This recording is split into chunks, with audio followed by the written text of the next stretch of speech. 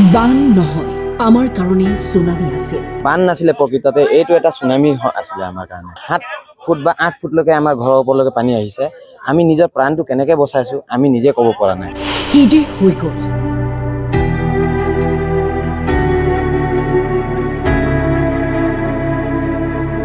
শূন্যৰ পৰা আৰম্ভ কৰিব লাগিব।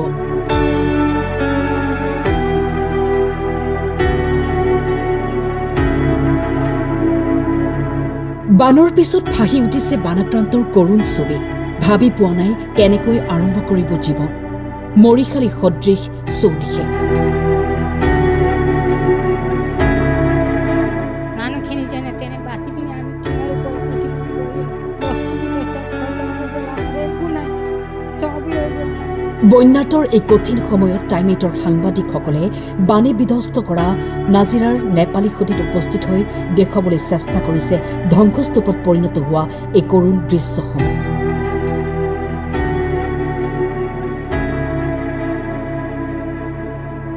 ঊনৈছ তাৰিখটো আমাৰ কাৰণে এটা কোলা দিনৰ নিচিনা আছিলে, যিটো ব্লেক ডে বুলি কোৱা হয়। সেইটো ক'ব কি যে হৈ গ'ল, আমি সপোনৰ আগতে পাইছো।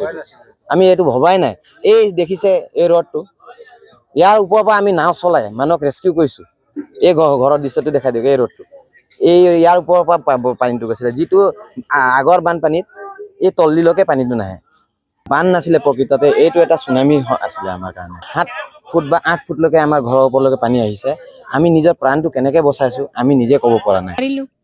মানুহখিনি যেনে তেনে বাচি পিনে আমি টিঙৰ ওপৰত উঠি পিনে বহি আছো। বস্তুকেইটা চব খতম হৈ গ'ল, আমাৰ একো নাই, চব লৈ গ'ল পানী। একো নাই আমাৰ। ৰাস্তাত গৈ বহিছো, ৰাস্তাত শুইছো, এনেকে অৱস্থাত আছো। আৰু এটা 3টা বজাৰ পৰা সোমালে যদি মই দৌৰি আহি পালোঁ। লাটুৱা গৈছিলোঁ, আহি পোৱাৰ পাছত দেখিলোঁ যে ইহঁতে ল'ৰা ছোৱালীহাল ওপৰত উঠিলে আৰু উঠি তাৰ পৰা আমাৰ যেনে ক'লে মই নাহিলোঁ আৰু বস্তুটো তুলিব নোৱাৰিলে। এটা আৰু তুলিব নোৱাৰিলে, সময়ে নাপালে। গোটেই বস্তুৱে মানে চেচ হৈ গ'ল, একোৱে নাই। বিচনা পাতিৰ পৰা আদি কৰি ধানখিনি বিকিম কৰোঁতে সেইটোও কৰিব নাপালোঁ, ৰেখাবও নাপালোঁ। এনেকুৱা অৱস্থাত থওঁতে 11-10টা ৰাতিপুৱা অলপ বঢ়িছিলে। 11 তাৰিখ ফটককৈ আহিলোঁ। আমি একো বস্তু ওলাব নোৱাৰিলোঁ। কিমান সময়ত আহিল? তাৰ ভিতৰত ফুল কি হ'ল? ৰাতিপুৱা 9টা 8টাত তেনেকুৱা। আপুনি কেনেকৈ জীৱন বচালোঁ? মই নাও চাও বিচাৰি ওলালোঁ। ঘৰত কোন কোন আছে?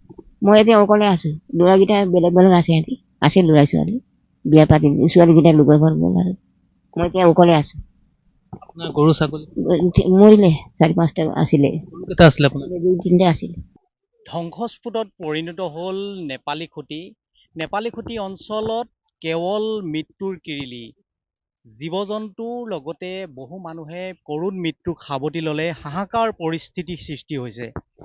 অকণমান অন্নৰ বাবে, এটুপি খোৱা পানীৰ বাবে, বিশুদ্ধ খোৱাৰ পানীৰ বাবে হাহাকাৰ হৈছে। কিন্তু বৰ্তমান সময়ত ৰাজ্য চৰকাৰখনে যিদৰে খাদ্য সামগ্ৰীৰ যোগান ধৰিছে, তাৰ পিছতে লোকসকলে যথেষ্ট পৰিমাণে সকাহ পাইছে। কিন্তু সকাহ পোৱাৰ বিপৰীতে তেখেতসকলে এতিয়া থাকিবৰ বাবে হাহাকাৰ পৰিস্থিতিৰ সৃষ্টি হৈছে। তেখেতসকলে যিটো বাসস্থান আছিল, বাসস্থান সম্পূৰ্ণৰূপে ধ্বংস হৈছে।